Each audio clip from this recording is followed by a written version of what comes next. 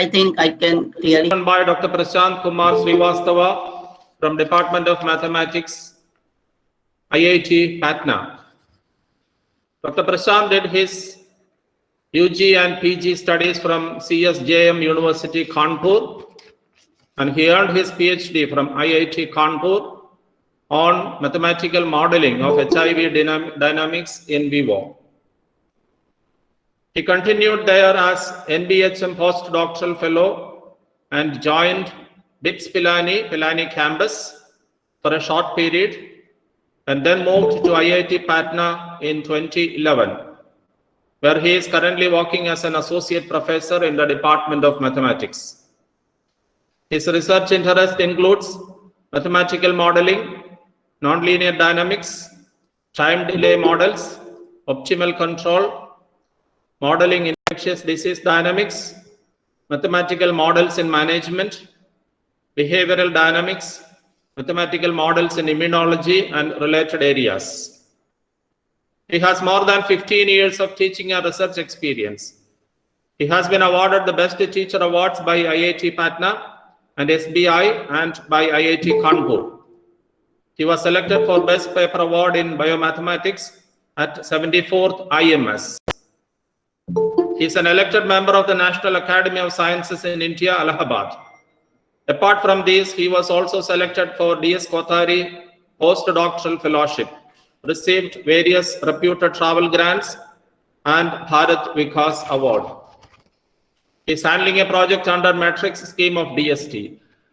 He has been a resource person to various national and international workshops, including NPDE program of DST and IIT PAL of MHRD. He has delivered more than 40 invited talks, keynote addresses in various national and international fora. He has visited many foreign countries as part of his academic exercise, including Italy, China, Russia, and South Africa. He has published more than 20 research articles in the field. On behalf of the organizers, on behalf of all the participants of today's webinar, we wholeheartedly welcome Dr. Prashant Kumar Srivastava to our midst to make the presentation on the topic Basics of Disease Modeling. Disease modeling of infectious disease. Good afternoon, everyone. I start the presentation here on the topic of basics of infectious disease modeling. This topic is very much useful in this particular given time. I hope all of us are aware. As I was talking about, this topic is really useful, and its usefulness has become more prominent in last few months when all of us are seeing the situation of COVID, and we are looking at the different kind of predictions and results which are coming via various sources. So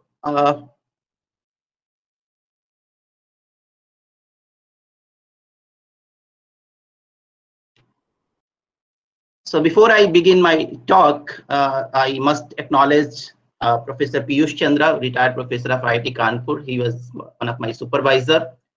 So this entire talk and the related material is because of his blessings. Dr. Gigi Thomas and his entire team for inviting me and making the arrangement for this particular talk and taking the pain during these times of COVID. And I came to know that even the conditions they are not good in Kerala. It's raining and all kind of problems are there. So thanks to his team and for the efforts. I will start my presentation. These are the certain points on which I will be talking about with the very first thing, mathematical modeling. This is the topic which all of you have seen in yesterday's talk. The importance of mathematical modeling in real world problems is undisputed, and recently it has emerged as very important tool in almost all areas of engineering, applied sciences, social sciences, economy, and management. I mean, you name the area and you will find there is application of mathematics or mathematical modeling for that matter. Why is it so? The reason is because alternative mechanism can be explored through the modeling in order to understand the system. This is about the term, the system, which was talked in yesterday's talk in Professor George talk. How can we do that? Because these models further may be assessed, which we produce, they may be assessed without resorting to costly or ethically impossible experiment. What do we mean by that is, for example, in case of disease treatment, if you develop a drug, you will not be, injecting the drug immediately. You will need certain kind of results in front of you, whether the disease, whether the drug is effective. If it is effective, how much effective it might be. So those kind of questions can be answered. So those experiments cannot be performed always, and they are not ethical experimentation. Or for that matter, the vaccination. Sometimes you might not know that what proportion of the population should be vaccinated, and therefore you cannot just experiment that, okay, you vaccinate 30%, then 40%, and then 50% of the population, and see how it actually really goes with the disease. Another example, which is a very general example, is atomic explosion. Say, for example, you don't need to do atomic explosion every now and then in order to know that how much energy is released, what will be the impact of a certain amount of atomic material. And then for that, these experiments are really impossible experiments, categorized as impossible experiments. So one resorts to the what is called mathematical modeling. These mathematical models which are proposed, they can be used to generate two kind of implications. One is the quantitative prediction, and other is qualitative insight. So it depends on what you are asking, what question you are asking. The quantitative prediction or the qualitative insight can be looked into via these mathematical modeling. When you talk about quantity and qualitative, you might talk about whether the model is empirical or the theoretical. So normally the theoretical models have their importance over the empirical model, because in science, we just need only not to understand the patterns, but also we need to answer why those patterns arise, which means that we are more into causation than correlation. So this is the entire schematic diagram of mathematical modeling. Here you have a real world problem at the very beginning, which you want to model in terms of mathematical equations. So first of all, what you do is that you should have unnecessary information, and you go with the approximation of that real world problem to a real world model. And then you use your mathematical abstraction, symbolic representation based on the mathematical experience, and then you convert that real world model into a mathematical model. And then based on your mathematical experience, you convert those mathematical equations, and then you draw conclusions out of those mathematical equations. And then once the conclusion is drawn out of mathematical equation, it is really very important to draw a conclusion, to compare those conclusions and compare them with the real world problem. If those comparisons are matched to a certain extent, that will be defined by you. If those comparisons are matched to a certain extent, then definitely you will call that okay, my model is adequate enough and I'm good enough, this is fine. And if it is not so, then certainly you need to change it either on this place or on this place, or during the process, these processes, you have to make certain modifications, and then you have to further get another model. So from the real world problem to the mathematical model, which gives the adequate result, this is the entire process of mathematical modeling in short. And this whole process is not new. The similar process we shall use for the case of infectious disease modeling. So what are infectious diseases? First of all, we must understand, if we are talking about infectious disease modeling, infectious diseases are usually caused by pathogenic microorganisms such as bacteria, viruses, parasites, fungi, name a few. For example, viruses give rise to human immunodeficiency virus or HIV disease, HIV, which causes the disease AIDS, influenza, SARS, measles, These are the few names which you must have heard of, or very recently disease which has emerged, which is named as COVID-19, caused due to coronavirus. Bacteria give rise to the diseases such as tuberculosis, anthrax, salmonella, chlamydia, and diseases like cholera. And protozoa give rise to diseases such as malaria and trypanosomiasis, or which is also named as a sleeping sickness. So these are name of some of the diseases which are caused by these pathogens, and a disease can spread directly or indirectly. So directly in the sense of from one person to other, or one individual to the other, or indirectly means via some route that may involve some kind of vector. So directly or indirectly from one person to another by say respiratory droplets, for example measles and COVID-19, via body secretions, chlamydia, or even HIV, biting CC flies, for example the sleeping sickness disease, or mosquitoes, for example malaria. Mosquitoes are intermediate vector in that case, or by ingestion of food or water which is contaminated, for example disease in cholera. So these are the mode of transmission of the disease. So diseases are caused by certain pathogens or the bacteria, and these are the mode of transmission. Depending on the mode of transmission and the fatality, the severity of disease is mostly assessed. That how a disease transmits from individual to individual. And in-depth understanding of pathogen and epidemiology is needed in order to either control a disease or eradicate the disease. Because unless until we know about the disease, we can't talk about the eradication or the control, because we don't know that what really will affect the disease progression. So what are the impact of diseases? These are mostly the leading cause of mortality and morbidity. Diseases contribute to around 1/6 of the total deaths worldwide. Whatever total number of deaths they are contributed to infectious diseases. They also have socioeconomic consequences which are related to healthcare, travel, employment. I mean, what could be the most significant time or the measure to understand that how these diseases are affecting the socioeconomic structure of any country. So at the moment, we see that there are restrictions on the travel. There is a burden on the healthcare system, the employment. People are losing their employment, or they are restricted with their facilities.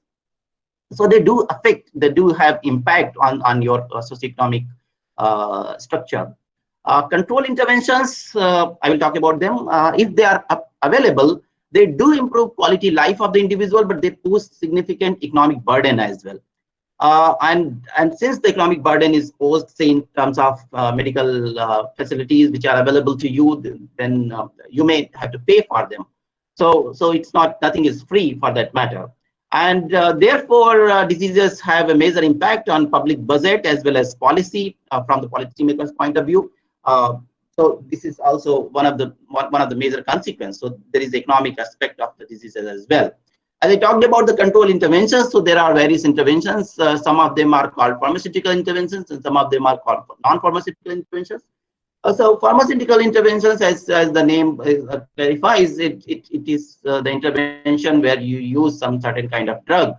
For example, the treatment or the vaccination comes under the category of pharmaceutical interventions. Treatment may be available to all, but mostly treatment is limited because the number of beds, the number of medical practitioners, the doctors, the medicines, the diagnostic facilities, these are all limited, so they cannot be made available to all. Similarly, the vaccination that can also be limited, or that can be available in abundance depending on the disease. That depends. Screening. So you screen the individual and you see whether the individual is having a certain infection or not. That is another kind of control intervention, which is called non-pharmaceutical interventions. Isolation, quarantine, these are, and social distancing. I think these are the words which we all are hearing, but these are very much what you can call is that involved in case of epidemiological modeling or in general epidemiology. So these are the words from the real epidemiology.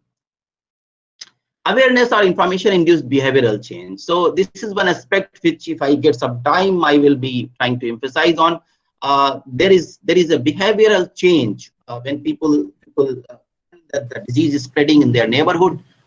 They tend to change their behavior. For example, all of us, we are wearing the face mask. We are putting gloves if we are going outside in places where there is a possibility of infection. We are washing hands regularly. So those kind of behavioral changes, they reduce the susceptibility of the individual, and they make us kind of what you can say is that virtually immune to the disease. So this is one important aspect, that if you make people aware, if you inform them how the disease is spreading, they may tend to change their behavior. And if they change their behavior, there is a possibility that the disease spread will be reduced. All the above interventions which I have mentioned, these are few. These are not this is not exhaustive list of interventions, but these interventions have their own advantages and disadvantages. You can use one or you can use multiple. It depends on the availability and also the scenario. For example, during the time of COVID, neither treatment nor vaccination is available, and therefore you have to resort to these non-pharmaceutical interventions in order to at least control the spread, if you cannot eradicate it. So in order to control the spread, you have to resort to these control interventions. What are the major challenges? We must understand that what are the major challenges. One of the most important challenges is determination and implementation of suitable control policies. How you should apply your control interventions, which we have discussed a few minutes back. Choosing a particularly suitable control intervention during an outbreak, say between prevention versus treatment. So the non-pharmaceutical interventions mostly which we talked about, they are the preventive measures, so that the disease does not spread or the infection does not spread. Or to provide treatment if the treatment is available, whether to treat or not to treat, that's the question. And that is very challenging in case of disease modeling. Why is it so? Because you see, these interventions, they have their own trade-off during the epidemic outbreak. For example, if you apply a preventive control measure, for example, the lockdown, which it was applied, the lockdown was in fact generalization of social distancing, so that there is a isolation of each and every individual, and everybody is isolated.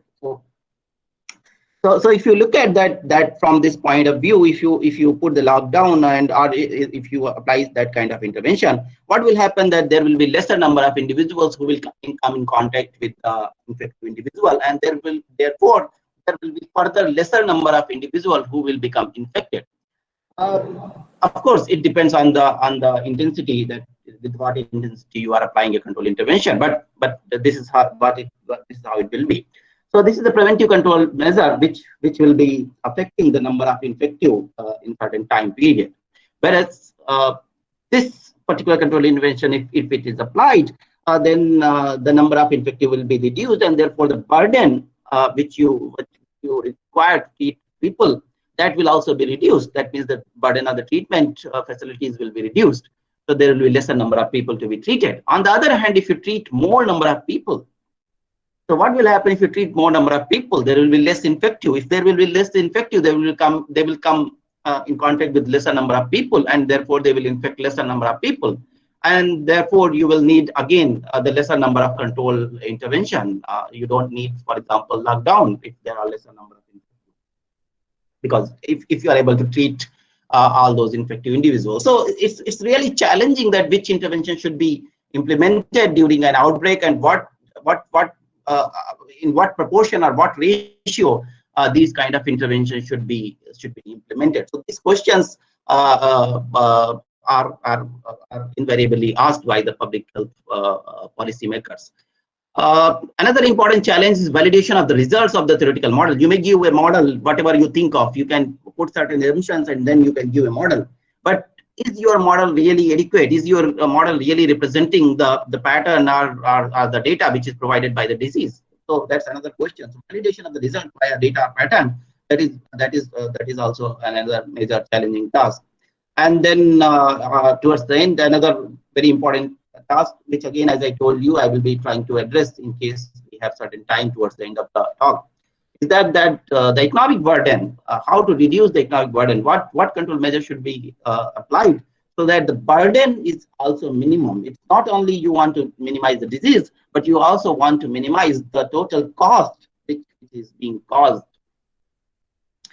So what is the motivation, and some important question which we are going to ask in this talk, probably apart from the basics, is that the important motivation, as I mentioned earlier, is human behavior changes due to the information about the presence of disease. As I mentioned, that people use the sanitizers, masks, hand wash, etc. And therefore, healthy individual takes preventive measures, and therefore these individuals become artificially immune to the infection. And if they are immune to the infection, then they will be protected. These behavioral changes can be they can affect the disease progression, and they can be induced with the help of media, say television or newspaper or any other kind of, like government is using it as a caller tune. So these can impact us, that we will be informed about this kind of disease spread information, and therefore we will be tending to take those measures. The availability of treatment in general is limited, and hence may not be available to all the infective, and therefore that should also be incorporated in the model somehow. That is one of the motivation for the work, which finally will appear. And the question which we are trying to raise, how the dynamics of disease is impacted by the factors, which are the factors as treatment and information. So how these two factors will affect the disease progression, and what are the associated costs, and how we can minimize those costs. So basically, these questions we will be trying to address towards the end of the lecture. So a primary objective is to account for the individual's behavioral response, limited treatment, and model them and understand these impacts on the behavior of the dynamics, and minimize the total cost with certain predefined cost. In order to do that, we must have a very basic model framework. So from here, the fundamentals of the mathematical modeling, they start mathematical modeling in rather epidemiology that starts. So what we do is that whenever there is a spread of an infectious disease, it depends on the population, the mode of transmission of the disease, the features of the pathogen, as I mentioned earlier. And depending on the level of pathogen, the total population in general, we can classify in these categories. Okay, so we can categorize individuals either as a susceptible individual, or infected individual, or exposed for that matter, or infective individual. So there is a difference between infected, one who has got the infection but not yet spreading the infection, and infective is the one who has got the infection and also spreading the infection. Removed or recovered or immune population, which we represent by these numbers S, E, I, R. These are in fact the first letter of these words. So susceptible individuals are those individuals who are healthy individuals and who are prone to infection. Once they come in contact with the infected individuals, with the infective individuals, they can be infected. They can become infected. Infected are the exposed individuals, are those individuals which are exposed to infection, but they are still in the latency period. So the pathogen is still developing inside that individual, and once the cycle of the pathogen is complete, they complete the latency period, they become infective. Infective are those individuals who are capable of infecting others. So they might be symptomatic, they might be asymptomatic. Means they might be showing symptoms, they might not be showing symptoms. But these are the individuals who can actually infect others. And removed or recovered individual or immune individuals are those individuals which are either they are taken off the system, or they are immune to the disease. That means they are no longer participating in the spread of the infection. So they neither can gain the infection nor they can spread the infection. So those are categorized as R class individual. This is how, in general, we categorize this entire thing. We call it as a compartmental model. So what do we do in a compartmental model? We imagine that the whole system is actually categorized or broken into compartments, just like train compartments you can imagine. So what you do is that you keep all the healthy individuals in one compartment, and if somebody gets infection, you put him in the another compartment, which is exposed compartment. If that individual starts capable of spreading infection, you put him in the next compartment, which is infected in compartment, and as soon as he recovers or he's given medical treatment, or he naturally recovers, then he moves to the so-called the recovered compartment. So this is how the flow is: susceptible to exposed to infected to recovered. This is very general phenomena, very general, but we will be talking about various cases and various incidences and various types of diseases where this particular framework will be utilized. So how should we imagine that this entire process is following? The way I usually try to understand is in this manner. So you imagine that there is a room where the individuals are there, and you give different colored caps to every individual. So if individual is healthy, he will be putting a green cap. So that green symbolizes that he is healthy individual. If he is exposed, then he will be wearing a you can say pink cap, and that individual will be actually wearing a pink cap, the exposed individual. And if he is infected, then he will be wearing a red cap, and if he is recovered, he will be wearing a purple cap. So suppose there is a room and there are people who are there, and everybody is healthy in the very beginning, at the very outset, everybody is healthy. And then one infected individual comes. That means that everybody is wearing the green cap, and one person comes with a red cap. Now, in general, what happens that whenever there is a contact of infective individual with a susceptible individual, the infection is transmitted from the infected individual to the susceptible individual with certain probability. Not everybody gets infected who comes in contact with the infected individual, so with certain probability. So let us say that the probability is 1/10. That means that if this infected individual on the average meets 10 people, then he will infect only one person. All right, in certain time period, let us say unit time period. And that unit time period may be, let us say, 1 hour. So we will allow this person who is wearing the red cap to meet 10 people in that 1 hour. And once he meets those 10 people, he is also carrying those pink caps. So he will meet 10 people during this 1 hour time, and then he will hand over pink cap to one individual out of those 10 contacts. That means he's infecting one individual.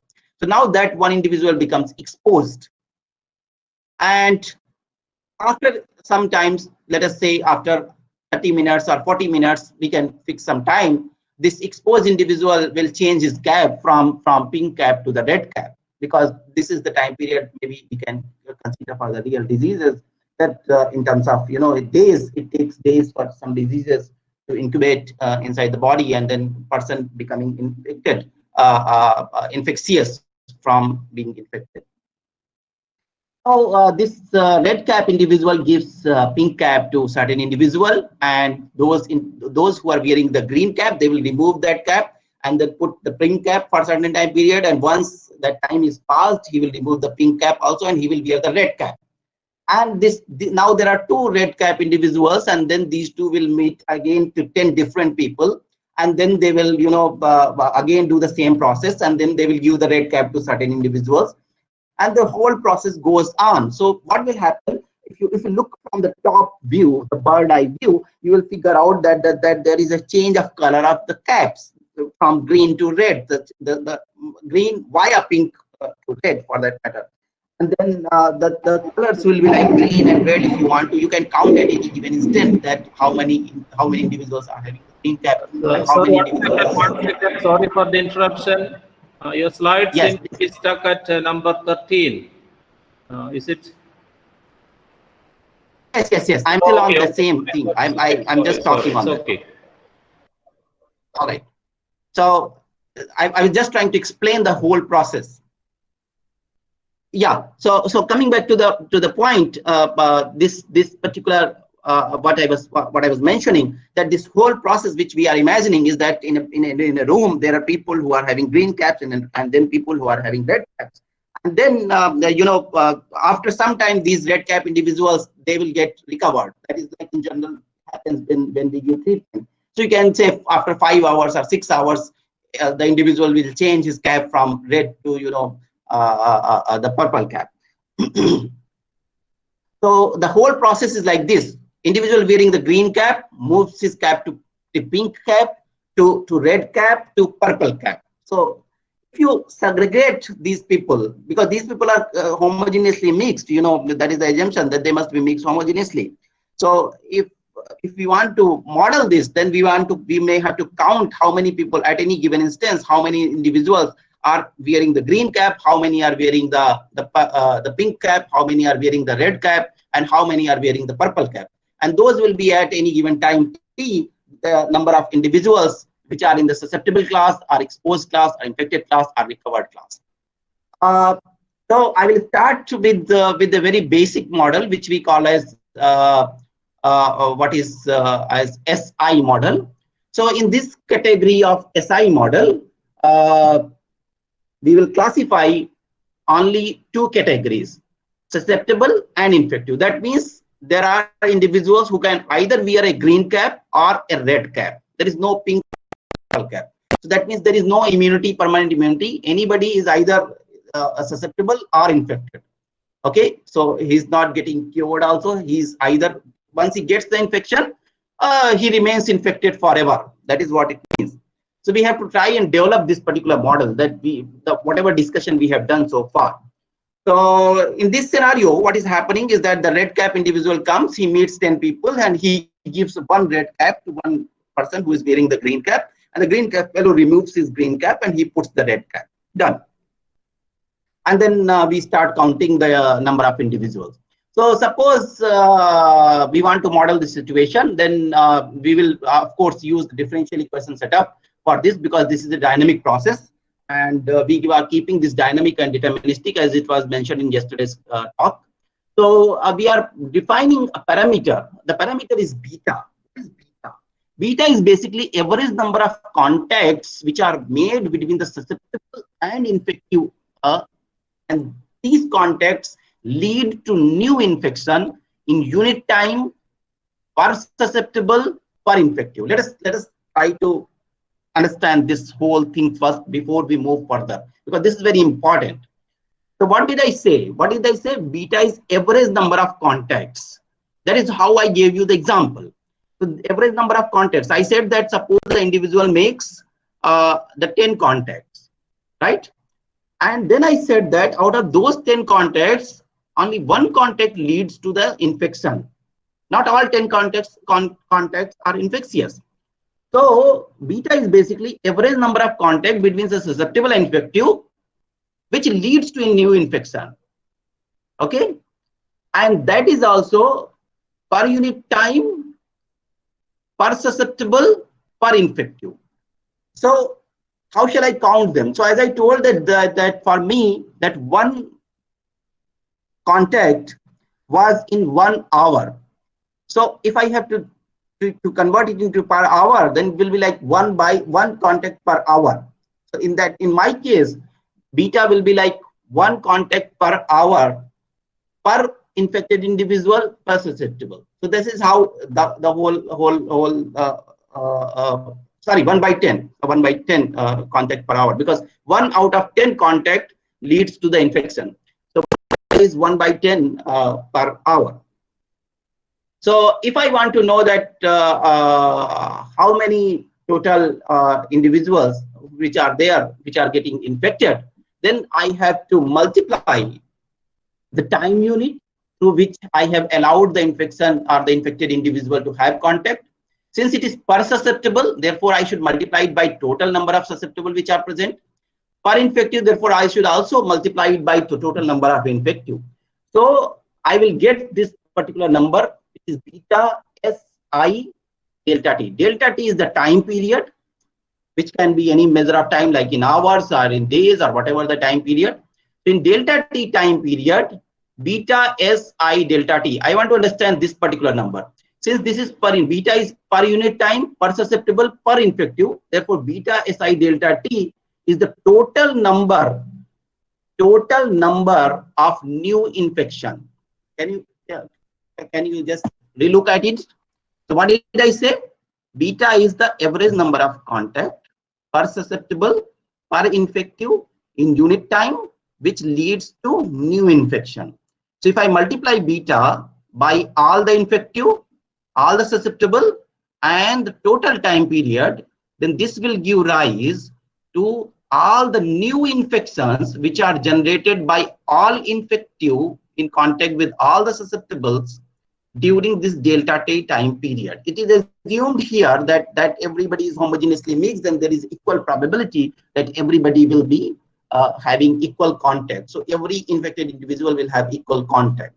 So this beta Si delta t essentially is the new infected in delta t time period.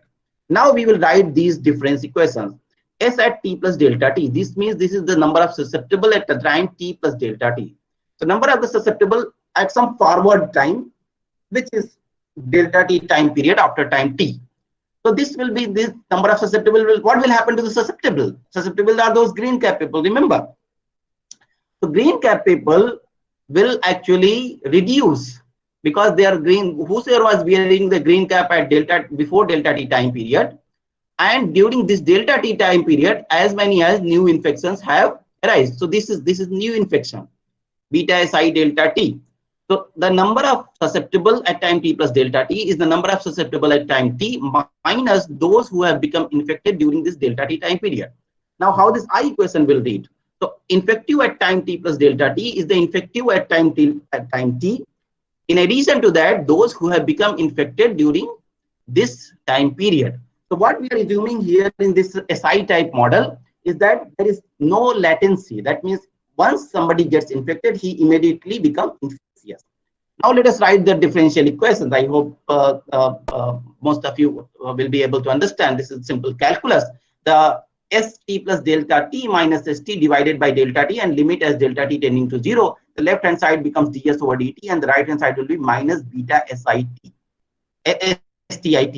So this is what your first equation is, and similarly you can write the second equation. So you will get these two equations. So now we have got the complete model system, and which comprise of two differential equations: the rate equation for the susceptible individuals and the rate equation for infected individuals. And we also understand what is the meaning of these parameters and what is the meaning of these variables. So we understand everything now, and we got a mathematical model after this interpretation or the understanding of the system. Please do note that this model is under certain assumption. The assumption is that people are homogeneously mixed, the contacts are uniform, the people are making contacts on the average, and then so on so forth. So what should we do once we get this kind of model? We should be actually looking for the analysis. So very basic analysis is that if you add these two equations, what you will get is 0. You look at it carefully. ds over dt plus di over dt equals to 0, which means that d of s plus I over dt is equals to 0. What is s plus I? Do you remember the s plus I, susceptible and infective? These are the total number of individuals, total number of people in the population. If I call this total number of people, so total number of people, since nobody is coming in, nobody is going out of the population, therefore the total number of population is remaining constant. And that's the reason why d of s plus I over dt equals to 0. This is also from calculus. If something is 0, the derivative of something is 0, that means that thing is constant. So summation of s plus I is actually constant, which means that the total population at any given time t is constant. And therefore that population must be the same as it was in beginning. And in the beginning, we shall represent the total population was n0. So S plus I at 0 was our N0. Now what we will do is that instead of using these two equations, we will use just one equation, because we know that S plus I equals to N0, and N0 is the beginning population, and therefore I can replace this S by N0 minus I. I can have only one equation in I, which is written here, di over dt is equals to beta N0 minus I into I. I hope that all of you simply solve this equation. So this is a very simple quadratic nonlinearity equation having a quadratic nonlinearity. We also sometimes call it Bernoulli, and then you can simply solve this equation and get the equation for IT. That means I can get the infected individual, I can get the function of infected individual. I will show you with the help of a graph that how it actually works, but this is how we will be getting. So we can get our predictions, or we can get our, because this is how we want to know that what will be the number of infective at any given time t. So we can get the infective from here. If I know the parameter beta and the initial population and not, I can get I from here and I can calculate it. So my point is not to calculate, rather to understand that how we are going to do it. So this is how we shall get, and this is how we shall match it. And then we will match this number with our actual number of infective, data of infective, and we'll see that how our numbers are matching with the infective. So let us try to correlate this very basic understanding which we have developed so far with the COVID modeling. That with this much framework, we can try to understand how the COVID modeling can be done. Of course, it is a very basic model. It is a very elementary model, and this will not give you the realistic predictions, but it will give you certain information which is good enough for you.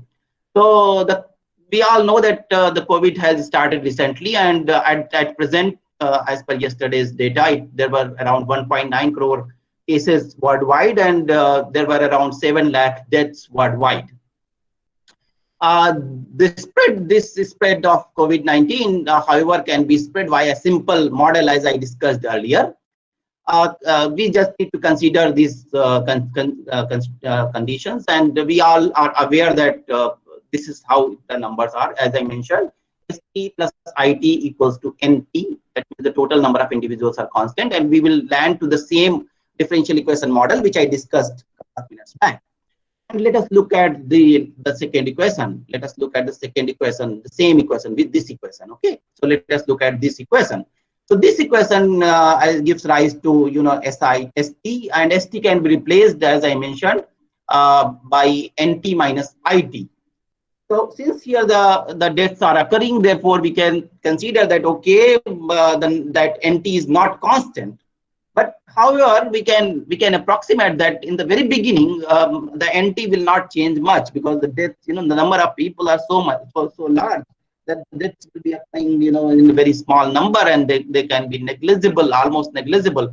Therefore, this differential equation, this di over dt is equal to beta SIT. In this differential equation, I can replace this ST by S0, or the initial,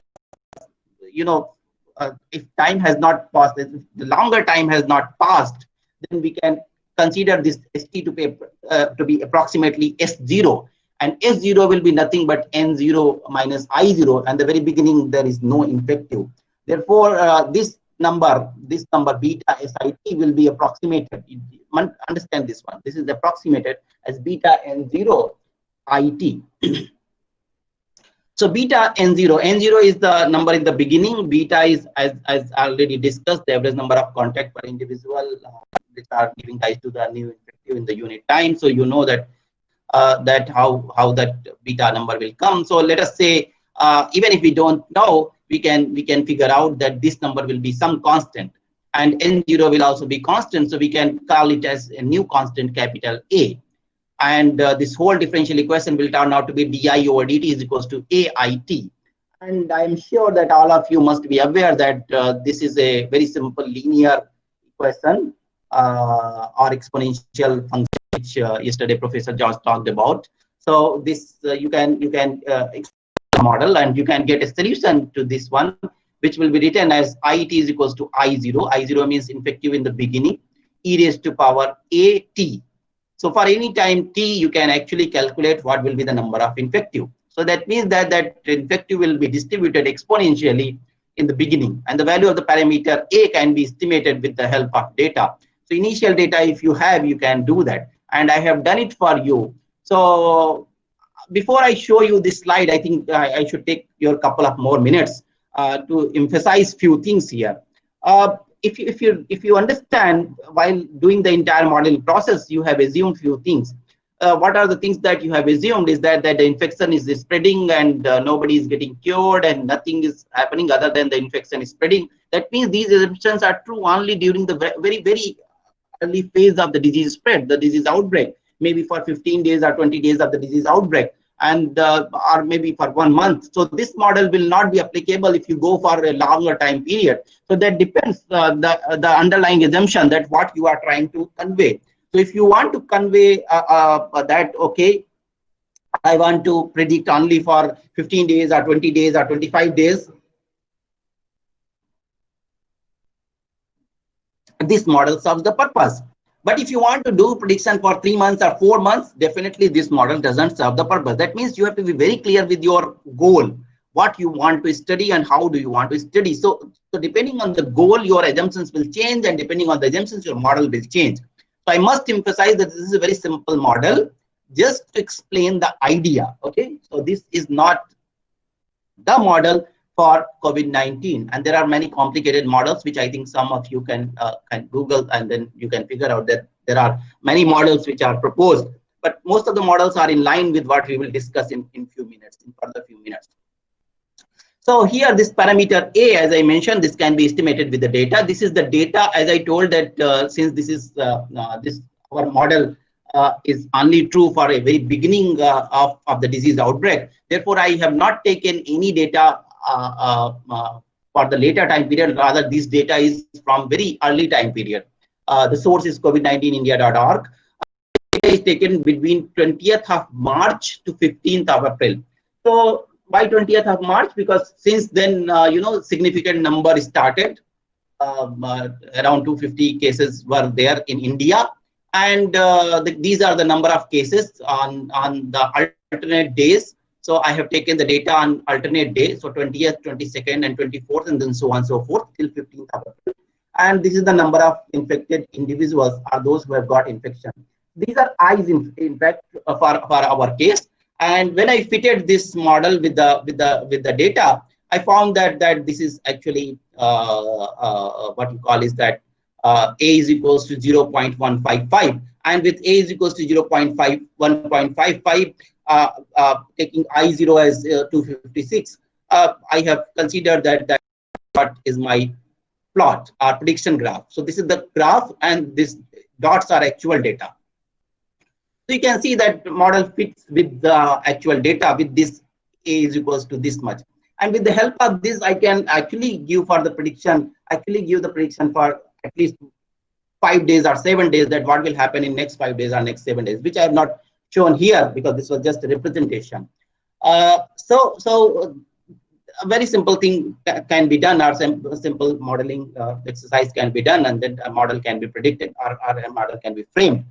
The value of this parameter a, we have used here this solution IT. So at each time point, we have considered the value here for IT, and then we have fitted this. So we have got the difference, and then use the what you can call this the root mean square method, or the method of least squares, you can call it.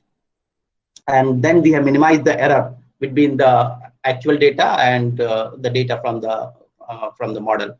So doing that, we have optimized, and we have found that what will be the best parameter, optimize using fmin search of MATLAB command. So we have used this one. I will let you know that where you can find this and how you can do this one if you are interested in doing that. So this is essentially my point here, is that given any kind of situation, any disease outbreak, you can actually model it, and depending on your question or your interest, you can give a particular model. So next we move to what is called is SIS model, And what is difference from the SI model to SIS model is that in this case, the susceptible individual becomes infected, and then infected individual further becomes susceptible. That means he becomes recovered and he is susceptible again. This is like any kind of disease. For example, even common cold, you can, or influenza, you can take, for example. So person becomes recovered, and after some time he will be susceptible again. So we want to model this situation. Same way we will write the equation. So if you see the previous case, I hope you can understand. Now these are the rate equations. Okay, so the rate of change of a susceptible population is negatively impacted by the contact of susceptible with infective, and positively impacted by this particular factor gamma I. I will explain this one. And the rate of infective is positively impacted by the number of new infections, and negatively impacted by this term gamma I, which means that some of the infected individual, they are becoming recovered. And what is the rate of recovery? Rate means per unit time the recovery. So gamma IT is the gamma is the rate. Gamma is per capita rate of recovery. That is how we are defining. So gamma is basically per individual, per infected individual recovery of infective individual. It means that gamma I represents the total number of infective in unit time. Okay, so if you want to know that how many individuals have recovered, this will be gamma I multiplied by that unit time. So suppose you get a 2 days time, so you count that how many individuals have recovered during that time. So gamma I into those 2 days, that will be your delta T, that will be the total number of recovered individuals. I will explain about this gamma in a moment, but this is how this is. So gamma is essentially the rate, okay, because this is per unit time, so therefore the rate. So rate means that something which you do per unit time. So these are the individuals which gamma I delta T are the individuals who are becoming recovered in delta T unit time, and therefore gamma I is the rate per unit time through which infected individuals are being changed, and these recovered individuals join the susceptible class immediately. So that means that they are leaving the compartment I and they are joining, or going back to the compartment S. Or in other words, if you think about the caps, then they will take off the red cap and then immediately they will put the green cap. All right, after a certain time period. So I explained it here. Here gamma is called the recovery rate, and this is actually reciprocal of the rate. Recovery rate is basically the reciprocal of time spent by an infected individual in its infected class, or it is also the reciprocal. I'll explain this how this is correlated. And this reciprocal number or term is actually called the recovery period, because he was infected for a certain time period and then he became recovered. So from being infected to being recovered, there is a time period which that individual has passed in the infected class, or during that time period he was putting the red cap. So it can be measured. There is no problem that you can't measure that number. I will come back to that point in a few minutes. But let us look at the second equation again. If I look back at the second equation again, I can see that I can take IT as common from this equation, and therefore this beta S minus gamma becomes a factor of that. So di over dt is equals to beta S minus gamma of IT. You can easily see that di over dt is positive if beta S minus gamma is positive, and di over dt is negative if beta S minus gamma is negative. That means what? The infective will grow. This simple calculus, the infective will grow if beta S by gamma is larger than 1, and the infective will reduce or decay if beta S by gamma is less than 1. You can easily understand this. Beta S minus gamma, positive means beta S by gamma is larger than 1. This beta S by gamma basically becomes a threshold number whether the disease will grow or disease will decay. That's very, very important number in mathematical epidemiology, or in epidemiology as well. So this particular number, beta S by gamma, at the very beginning when the disease outbreaks, you know, the number of individuals is constant. And here you can see this. The susceptible and the infective, if you sum them, the total is 0. Therefore, you know, the number of the susceptible and infective is always constant. And therefore, at the beginning, that number, whatever number, will be a constant number. So at the very beginning, when everybody was equally susceptible, we want to know what that number is. And that number is called basically basic reproduction number. So beta N0 by gamma. So beta N0, your S is replaced by N0. N0 is that S is equals to N0. It means everybody is susceptible. Okay. So this number is defined as, I will define it as the number of secondary infection by an infected individual in completely susceptible population. So therefore, this number is called basic reproduction number. I hope this is clear, and let me go back to the definition of basic reproduction number first before I move forward. So what is beta N0 by gamma? So the epidemiological definition of basic reproduction number is defined as the average number of secondary cases. Secondary cases means those cases which are produced by an infective. So produced by one infected individual in completely susceptible population. So as I mentioned that we have got this number as beta N0 by gamma, which can be written as beta N0 into 1 by gamma. As I mentioned that 1 by gamma is what? It is the recovery period. So recovery period is the total time period to which one individual was infective. And what is beta N0? So this beta N0 can be factorized as beta is the number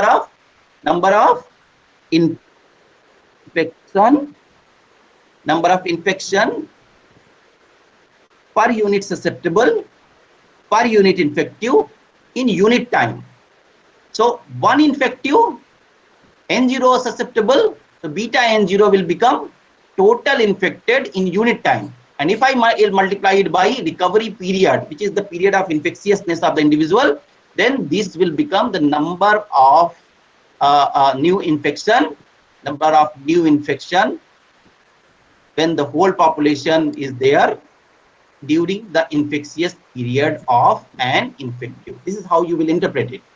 Please note it carefully, beta N0. So you can write it beta into N0 into I into this time period. So this is same as the term which I noted down earlier, beta S I delta T. So here delta T is 1 by gamma, and S is actually N0, I is actually 1. So when one infected individual came in contact, then what is this? What does this represent? Earlier, beta Si delta T was representing the total number of infections created by an infected individual during that time period, delta T time period. So these are the total number of infections created by one individual during 1 by gamma time period, during the infectious time period, and that is how the basic reproduction number is also defined. So this is the mathematical quantification, and this is the biological meaning, and both the things are matching, and therefore this beta N0 upon gamma is actually a basic reproduction number. So let us look back in our model. So this is actually R0. R0 is beta N0 upon gamma, and this is very important quantity. Actually, this is very, very important quantity. So I'll further move to another category. So here it was assumed that anybody who is getting recovered, he is again becoming susceptible. But we can have diseases where the disease may offer immunity for a certain time period. He may not become susceptible immediately. So it may take, for example, I believe the measles have this property that if you become infected or some sort of chickenpox have this property that if you become infected with certain strain, you can never be susceptible to that strain. So what will happen? That means this gamma IT, this rate through which these individuals are coming out, they will not join the susceptible compartment. Rather, they should be moving to a new compartment because they are no longer susceptible. So the new compartment is now the recovered compartment. So this is the case when we define, this is called SIR. I'm sorry, here it should be R. This is SIR model. This modification to the previous SIS model, when the immunity is permanent. In earlier case, the immunity was not permanent. And in this case, the immunity is permanent. And once you get the permanent immunity, you move to the recovered class. So when you move to the recovered class, uh, uh, uh, your classification is again in the similar manner as I talked earlier, is that you are moving from the green cap to red cap to purple cap. So now you can count the individuals, and you can at any given time you can know that. And again, from the second equation, the same analysis you can perform, and you can see the disease will grow if beta Si upon gamma is larger than 1, and the disease will decay if beta Si is lesser than, beta S upon gamma is lesser than 1. Which means that this basic reproduction number again in this case is same as earlier. So we can calculate the basic reproduction number. One can ask that what is the importance of the basic reproduction number? Basically, it gives you the quantification that how many infection one infected individual will create. And if this number is larger than 1, then definitely the disease will survive, because one infected individual is creating more than one infected individual in unit time, and that more than one will further create more than one. So larger than one will be, grow, and then ultimately the number of infected will be larger, and that's what it is implied from these simple expressions. So we get this next class of equations, which we called as SIR model. Again, I must emphasize here that you will get a different class of model for different kind of diseases, and therefore the underlying dynamics and the behavior of the pathogen becomes very important, which I emphasized during the introductory part. This is how you will see, this is the numerical simulation of the two cases. So this is how you will see, this is SI model. I have assumed that initially there are 100 individuals who are susceptible and there are 2 individuals who are infective. And I have taken these rates, beta as 0.003 and gamma as 0.05, and R0 is equals to, for this case, R0 becomes your 4.08. Of course, the gamma will be, in case of SI, there is no gamma, but in case of SIS model, there will be gamma. So that means the gamma is used where it is applicable. So in this case, you can see that susceptible individuals decay with time, and ultimately they go to 0. So there is no susceptible left, and everybody becomes infected after certain time periods. Say, for example, 40 unit of time periods it passes, then everybody will become infected. So this gives you a reflection that if you know what is the constant beta, then you can actually get that how many individuals. So this is basically the quantitative implication of the result, the quantitative result. In this case, you can see that this is little different than earlier. In earlier case, every susceptible became infective, but in this case, not all susceptible become infective, but some remain susceptible, and there will always be infective. So both the susceptible and infective, there will be like for certain time period, they both are having a survival. So both the susceptible and infective will stay in the population. In case of SIS model, why? Because the cycle is going on. Susceptible becomes infective, infective becomes susceptible. So the feedback is there. The forward and backward feedback is there. So from susceptible, they move to infective, infective to susceptible. So none of them is going to 0. Okay.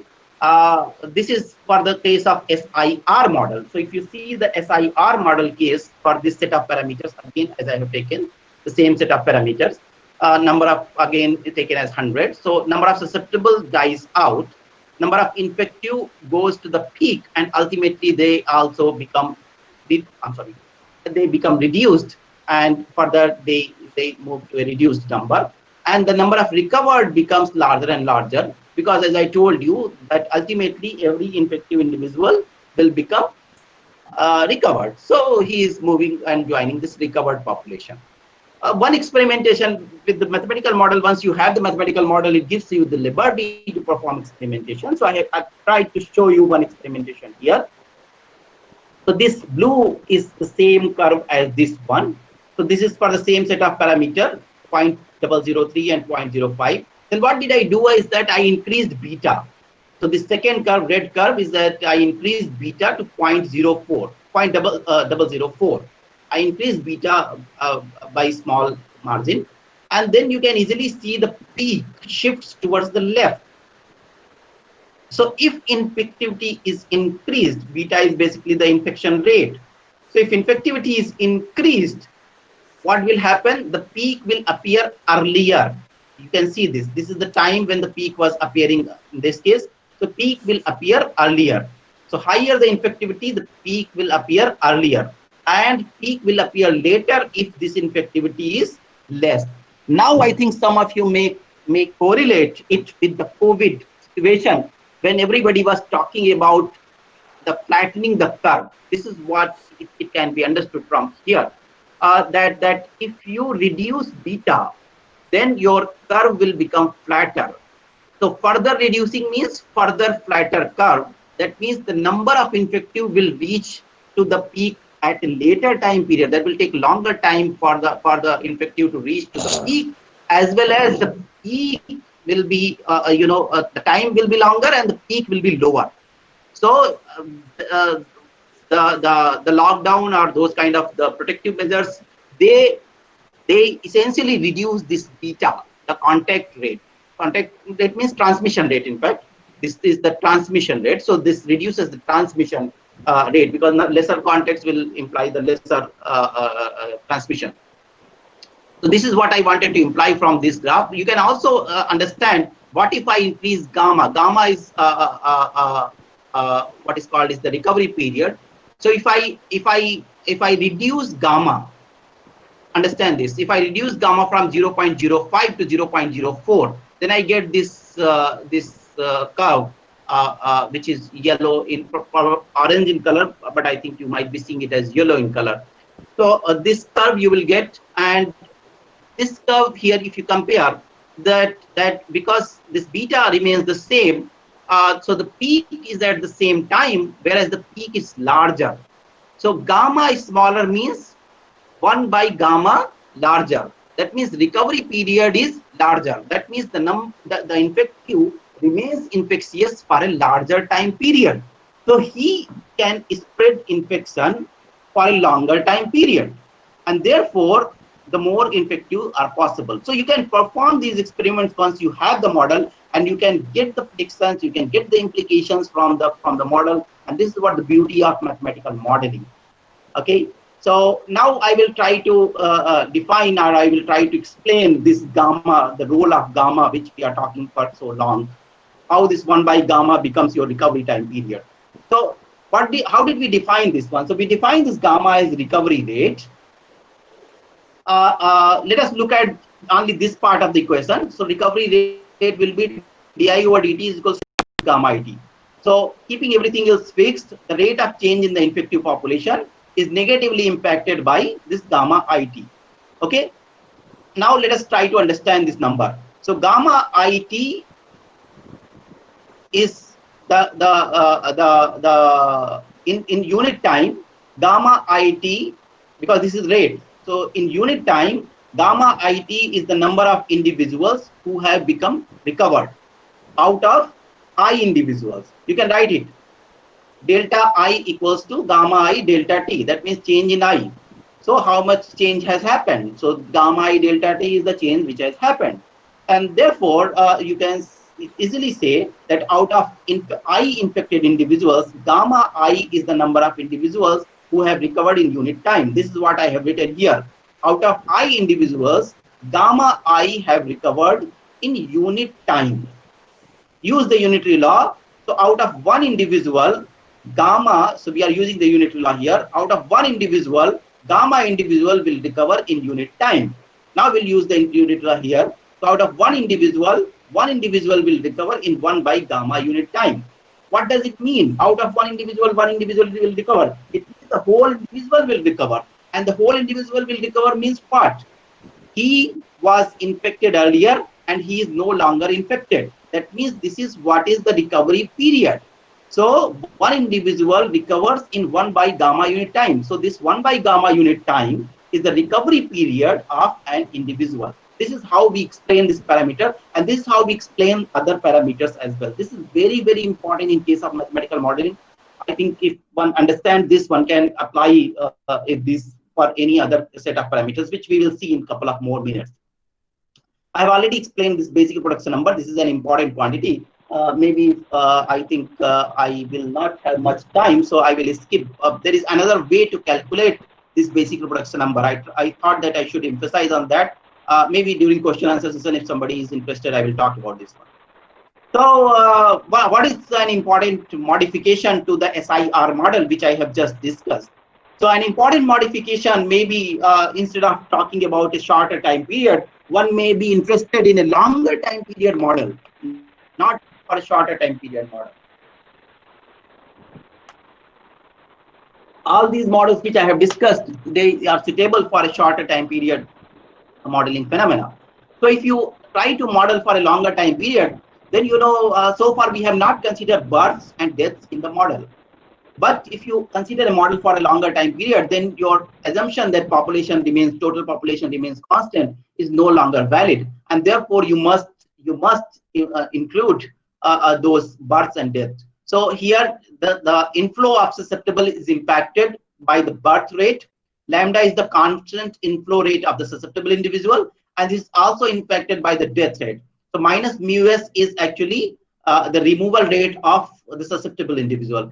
Whatever explanation I have given for the gamma, one can easily correlate it with that gamma. Gamma was the time period through which an individual remained in the infected class. So 1 by mu is the time period through which an individual will remain in the susceptible class. That means in the healthy class. So what does that mean? How long an individual will remain in the healthy class? Till he dies. So 1 by mu essentially becomes the total life span of an individual. The same explanation works here. That is how you can put it in the explanation. And these are called demographic parameter, or the demographic values. So you can imply this demographic impact, the demographic effects in the model. So beta SI remains the same. Mu is again the demographic. This is natural death rate. Delta is your disease-related death rate. There is a possibility that individual may die due to disease also.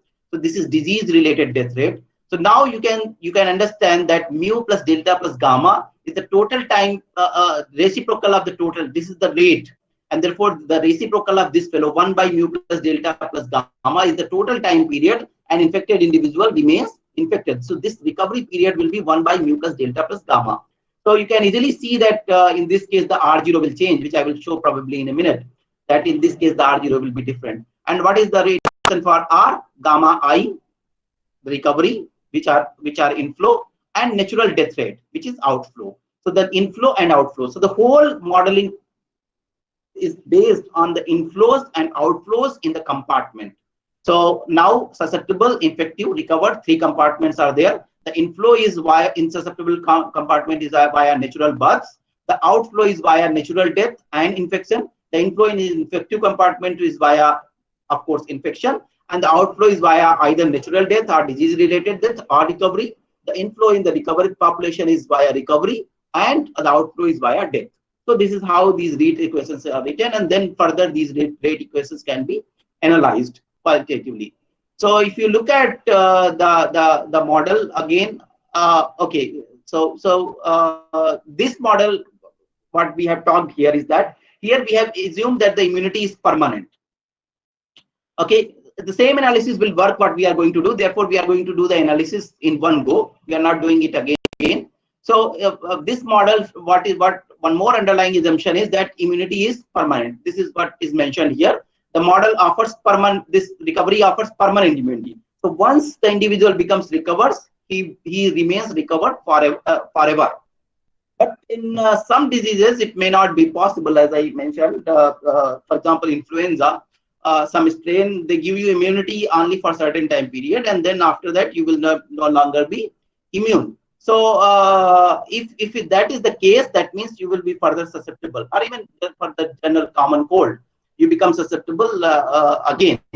So if you become susceptible again, then there is an outflow from the recovered population to the susceptible population. So these are the individuals who will recover and then they will lose their immunity, and they will join the susceptible population again. So this kind of model is called SIR, and from R to S there is another flow, back flow. So this is called SIRS model.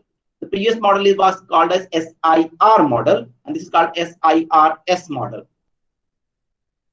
It is very easy to see again from the second equation. The di over dt is, I mean, the i's will grow or decay according as this particular number is larger than 1 or lesser than 1, which gives you the threshold as beta lambda by mu plus delta plus gamma. So S, what will be the beginning population? So S is actually, S at beginning will be given by this number when there is no infection. If there is no infection, then there will be no I, there will be no R. So your equation will boil down to ds over dt is equal to lambda minus mu s, and therefore as time passes by, where will the population settle? So the population will be approximately settling to lambda by mu. So that's why this is the total count of the population. The S is replaced by lambda by mu, and this beta n0 is lambda by mu, and 1 by mu plus delta plus gamma is the recovery period. So this, by our definition, this is again the total number of secondary cases, and therefore this is basic reproduction number.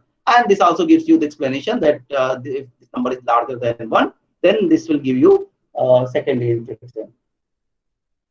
So there are few other things which are correlated with the basic thing, modeling.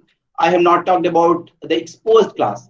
So suppose instead of going to the infective class directly, a person becomes exposed to the infection, and during this there is a latency period involved in this, and once he completes the latency period, which is 1 by kappa, once he completes the latency period, he becomes infective or the infectious. So again the modeling can be done. This is called SEIR model. This can also be converted into SEIRS model. So this model will be in the framework of SEIR, where susceptible, everything else remains the same. Susceptible, when they come in contact with infective individual, they become exposed. Exposed means they are not infectious immediately, rather they are exposed. So they have certain latency period involved with them. And during this latency period, this infection develops in the body, and then further person becomes infective. And once this latency period is over, the person moves to the infective class. So this E is one new class. This is exposed class. Actually, the COVID model is more appropriate if you model it in SEIR framework. Okay. So here again we have to figure out. But now if you see the idea of that beta Si minus I for the basic reproduction number, that is not working.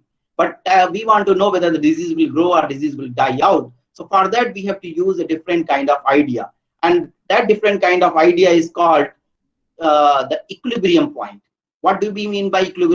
So these are the rate equations. So where these rate equations will be in equilibrium, whenever ds over dt, d over dt, di over dt, dr over dt is 0. So we equate all these numbers to 0, equate these rates to 0, and we want to see that for what value of S, E, I, and R these rate equations are 0. One can easily see that these rate equations are 0 if S is equals to lambda by mu, E is equals to 0, I is equals to 0, and R equals to 0.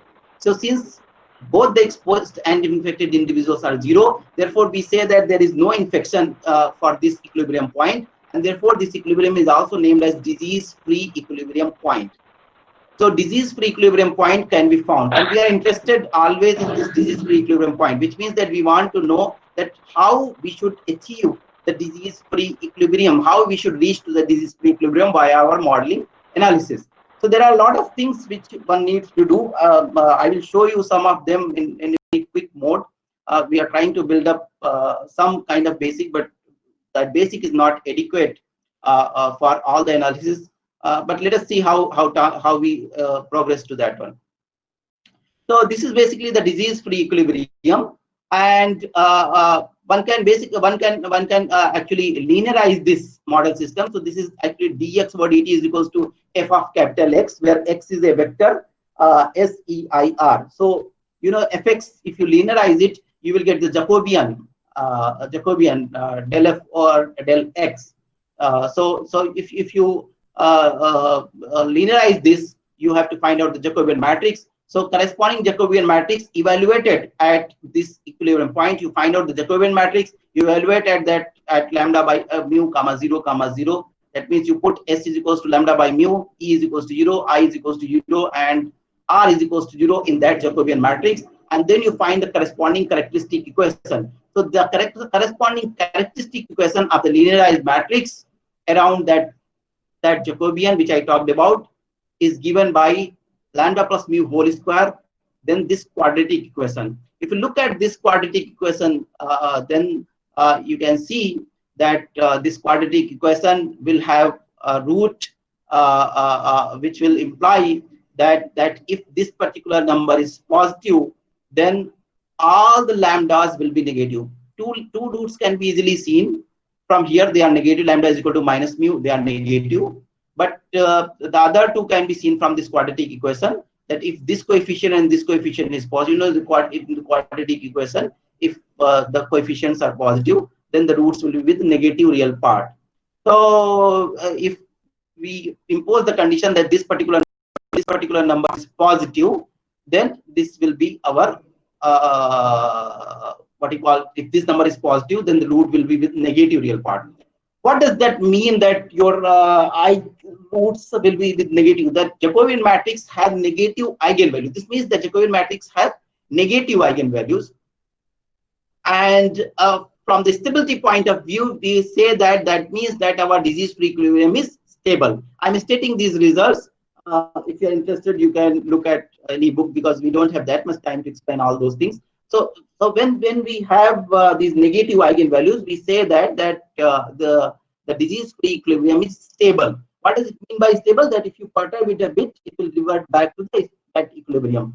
That means that disease-free equilibrium, even after perturbation, will remain there. That means the disease will be eradicated. So under what condition the disease-free equilibrium is stable? Under the condition the disease-free equilibrium is stable, which condition states that these set of parameters, kappa, beta, lambda over mu into mu plus kappa into mu plus gamma. So this is the number which should be less than 1. This is similar to our threshold quantity, which we called as R0.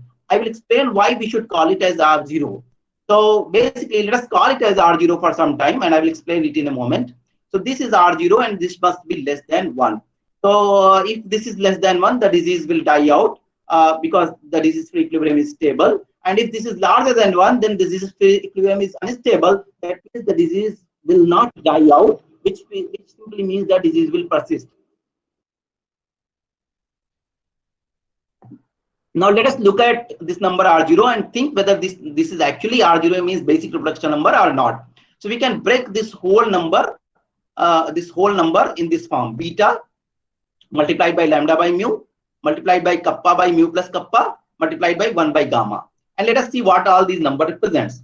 So let us start with 1 by mu plus gamma. Mu plus gamma, if you see here, this is basically the rate of outflow of I class.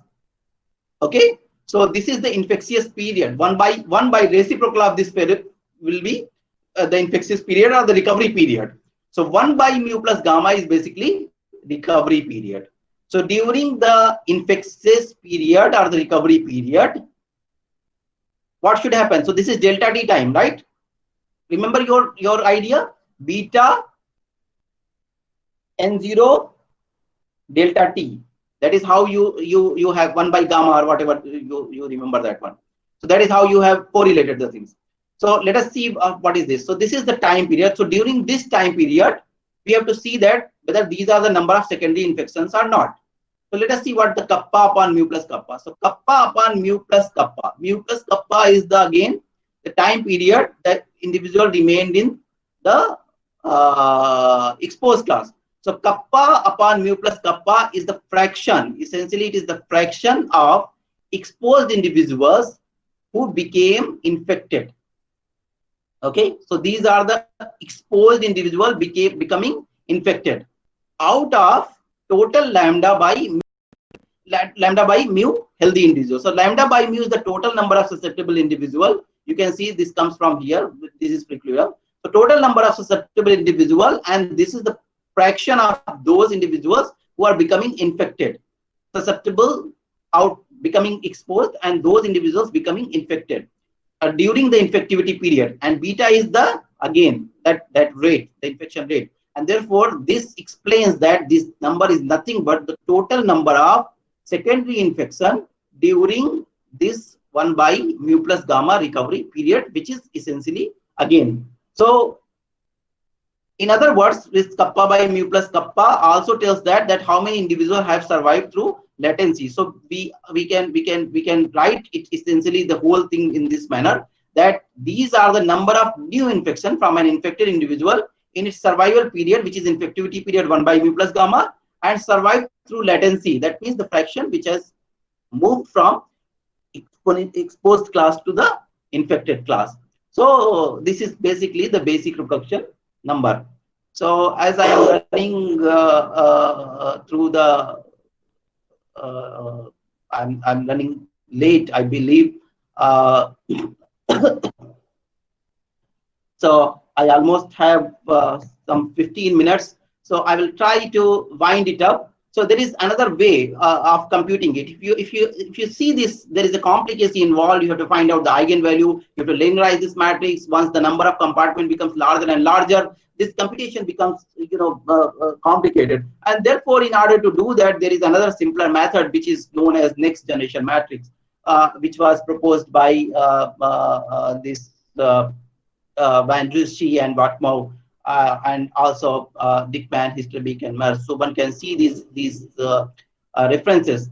So what do? They actually clearly they categorize the individuals who are in infected class, and those, I mean, the infection spreading compartment. So they change everything in the infection spreading compartment. So these are X1 to Xn are all the compartment, and out of those, M compartments are selected, those which are actually infection spreading compartment, and those M compartments are written in this particular way as Fi minus Vi, where Fi is the rate of appearance of the new infection, and Vi is the other kind of changes in the differential equation. I will show you quickly. And this script F is nothing but your del Fi over del X. This is the Jacobian matrix for those M variables, and this is another Jacobian matrix for the V. And then you find out V inverse, and then this has its own explanation, and you call it as the spectral radius of that matrix FV inverse essentially represents the basic reproduction number. So this is again in the similar fashion. F actually represents via the new infection, and V inverse actually represents the time. So basically, this also has a clear-cut relationship of new infection in time period, and that is how it is related. So one can go through the difference and one can figure out that how it works. But due to lack of time, I'm not explaining this all. Rather, I'm going to the calculation part. So as I mentioned, I will try to quickly wind it up. As I mentioned earlier, for this model, we have already calculated our basic reproduction number. Let us see that whether this matches with this method or not. So what are the infection spreading compartment here? These are actually E and I class.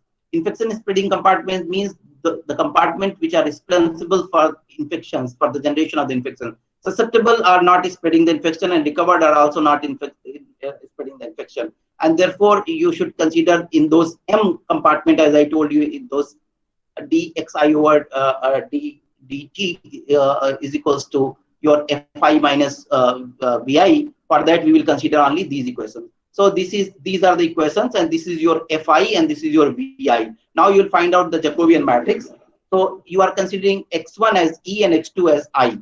Okay, so that means del by del E and del by del I will be considered for this F and V matrix, and then we will get the Jacobian matrix. Sir, 1 second, the slide is not visible now. I think you have to relaunch it.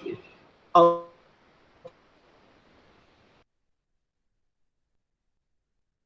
Okay. Give me a minute, please.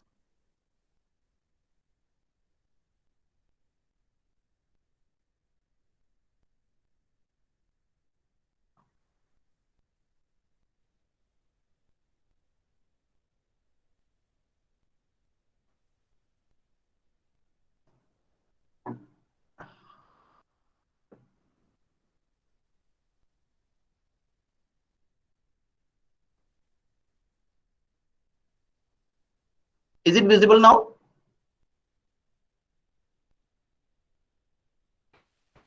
Yes, Yes. sir.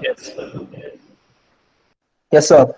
All right. So I'm sorry for the interruption. I hope things are working fine now.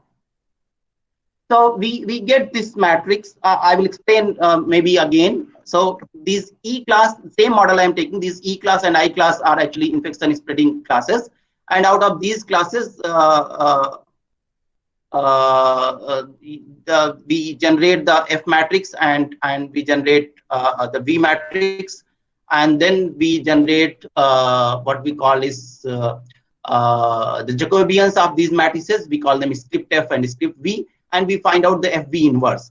And the spectral radius is clearly visible from here. This is the spectral radius, which is the eigenvalue, largest eigenvalue. So there are only two eigenvalues, and therefore this is the number. And this is the same as the number which we found earlier, and this matches with the basic reduction number. The entire point of discussing this method was that we can calculate basic reproduction number via this next generation matrix method.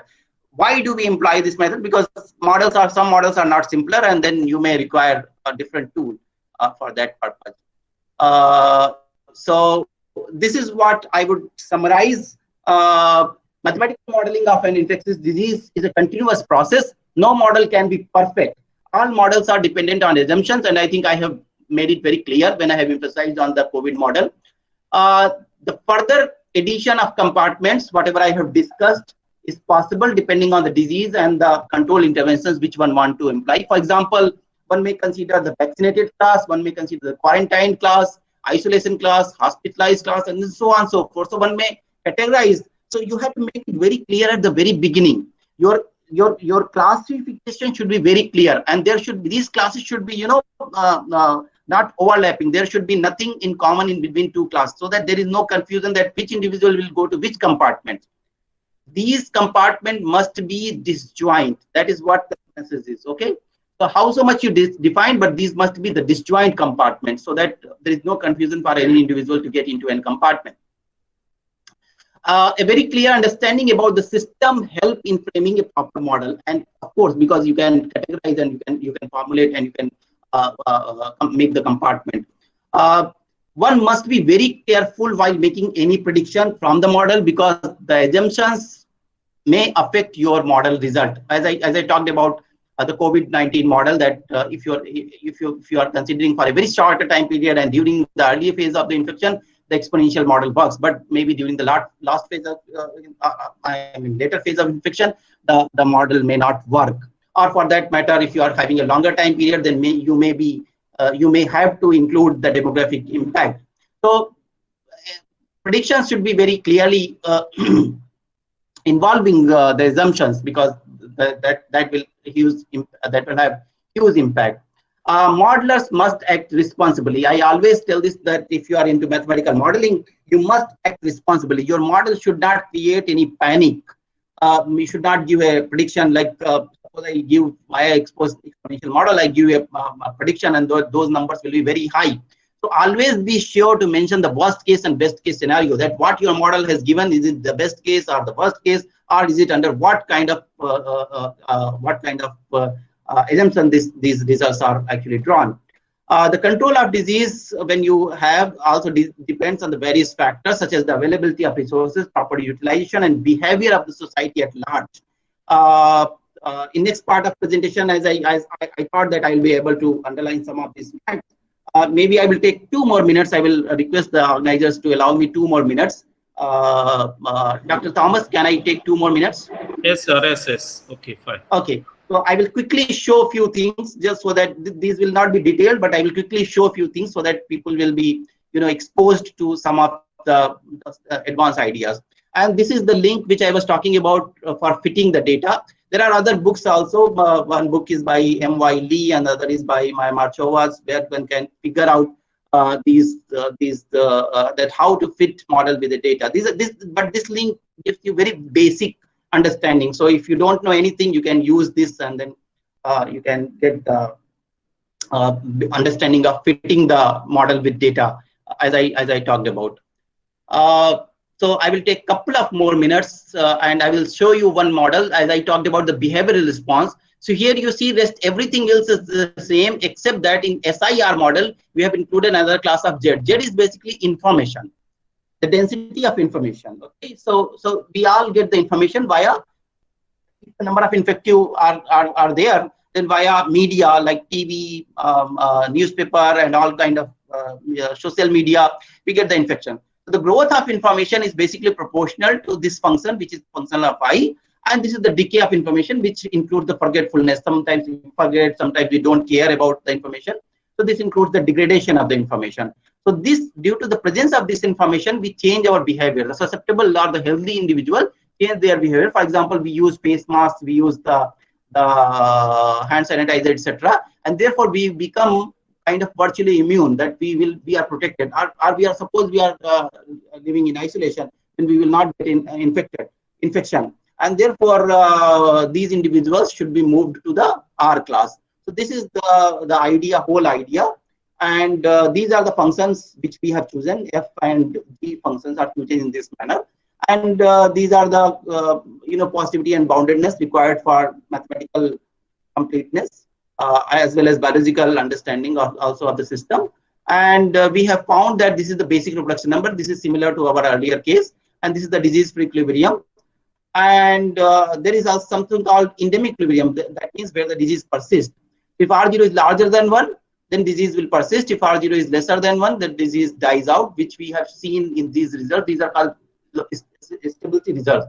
So we do the analysis, this is called the qualitative analysis. We do the analysis via stability analysis, which can be via your eigenvalue method or any other method.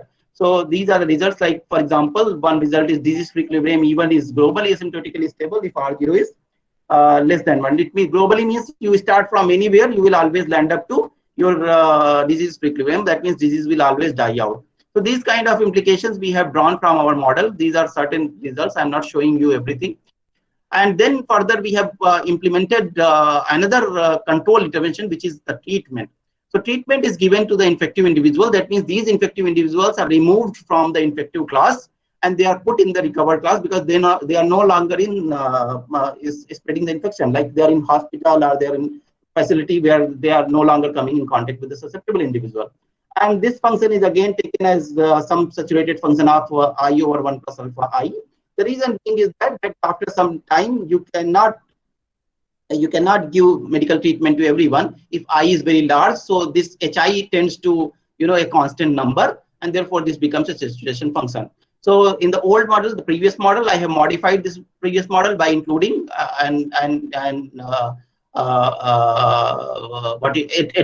including a treatment function, and then this model is also analyzed.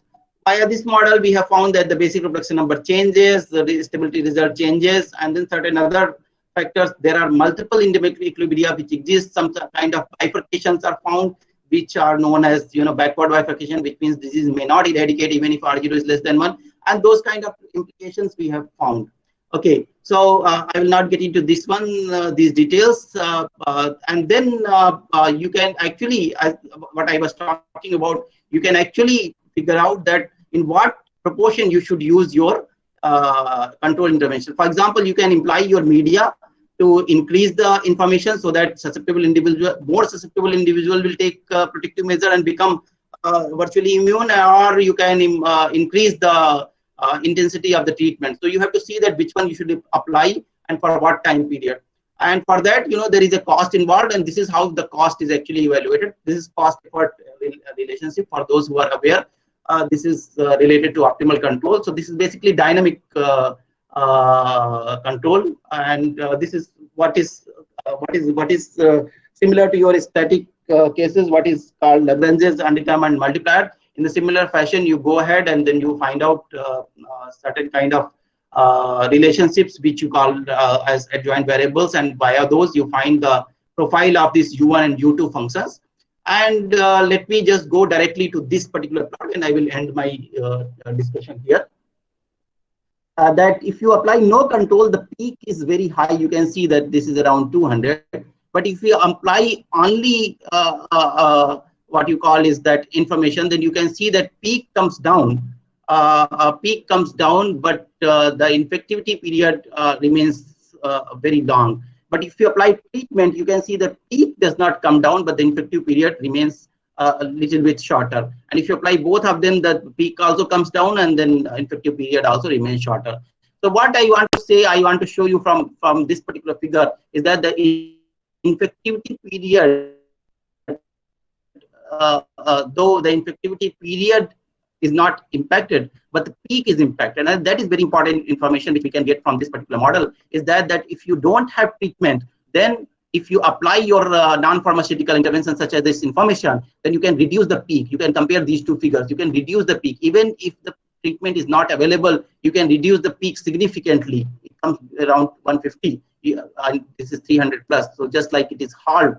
So you can actually reduce the peak of the infective. That means, again, the same idea is flatten the curve. So you can apply this. So in absence of all these things, your protective measures will work. Basically, this is what the policymakers are looking at. This is our model, which was published in 2017, I believe, in Journal of Theoretical Biology. So if one wants, one can have a look at this model. This is Journal of Theoretical Biology, 2017. But this is very much relevant in today's time of COVID. This entire idea is very much relevant in today's time of COVID. So I think I will close my discussion here, and I will be ready to take the questions. Thank you, everyone. I think I should be ready to take the questions. Thank you, sir. Thank you for the excellent presentation. Since we have crossed our time limit, we'll just take one question which was posed. That is about the parameters, the calculation of parameters with available data. The question is, if we have data available for susceptibles and infectious recovered, then how can we calculate infectivity contact rate? So that is about data calculation, the question. Yeah. Yes, so I think that I have not talked much about that part of parameter estimation, but I hope my slides are visible. Yeah, the thank you slide is visible. All right, so now I will go to the previous slide. Let me just go quickly. Allow me 1 minute. So let us say, for example, I think let us talk about this. Let us talk about this model SIR. Okay, so this is the model. I think somebody posed the question in this framework, and let us say that I need all these parameter values. Okay, so what I will do is that basically, as I referred, you can look back at the parameter estimation books or papers, but I can give you the slight idea in this 1 minute time. So lambda and mu will come from the demographic parameters. So these are the birth rates, and this is actually lifespan, so one can easily see. Some of these parameters are epidemiological parameters. For example, what is recovery rate or what is the recovery period? That will come from the epidemiological evidences, that how long it takes for an individual to recover. What is the death rate? That also can be taken from those, that how long one individual survives if one gets infected. So those parameters again can be taken from there. And what are the important parameters are, like, for example, this beta, how should we estimate it? So what we do is that we use any numerical solver, and we use an initial value of this parameter, let us say beta is equals to beta naught. And then we, using that solver, we will find out the solution. And then those solution will be actually at the timestamp for which our data timestamp is there. And then we will take the difference of data timestamp of data and the solution of this numerical solution of your model, and at the same time stamp, of course, and then find out the difference between the two, and then we try to square it and we minimize that, because if you don't square, then those errors might get cancelled. So those differences are actually errors. So actual solution of the model, considering beta as some beta naught, and the data and the difference between those numbers is actually error, and you try to minimize the error. Now this becomes a problem of your error minimization. So one way of looking at it is that we figure out the error, then we consider another parameter, let us say beta 1, we figure out another error, and then we can figure out that what value of beta should be, like how the beta should be changed, so that we get the best parameter beta, which will minimize the error. Okay, so that the error is minimum. There are in MATLAB you can use a different kind of search, min search, and for example any kind of minimization technique you can use, and you can figure it out that how it should be done. But this is what the basic idea is. So you solve this system, match with the data, get the error, minimize the error. That's the algorithm. Dr. Thomas. Okay, sir. Thank you very much, sir. So I think we will wind up. We have crossed our time by a rather high margin. So we thank Dr. Prashant Kumar Srivastava for the excellent presentation. So many of the participants commented that the presentation has been very effective, highly useful. So all the felicitations go to the presenter, Dr. Prashant Kumar Srivastava. So he started from the very basics, explaining to us all the basics, and going through various types of models, SIR models, SEIR models, SIRS models, incorporating behavioral pattern. He also explained to us the computational part of the basic reproduction number R0, even with the next generation operator method. He touched upon issues like backward bifurcation and optimal control problems. So within this limited span of time, he has done a lot of work by helping us from the very scratch of building up a model in disease situations and going through advanced models, especially in the present COVID-19 scenario, of helping the participants to help them to prepare a model in that area. Dr. Prashant, we all the participants, with the organizers, we sincerely thank you for the effort you have taken and for the excellent presentation. We people sitting from different states of India and also some even abroad, we thank you and we appreciate you. We hope to continue this collaboration in future, especially with this group of participants in this webinar. So once again, thank you very much.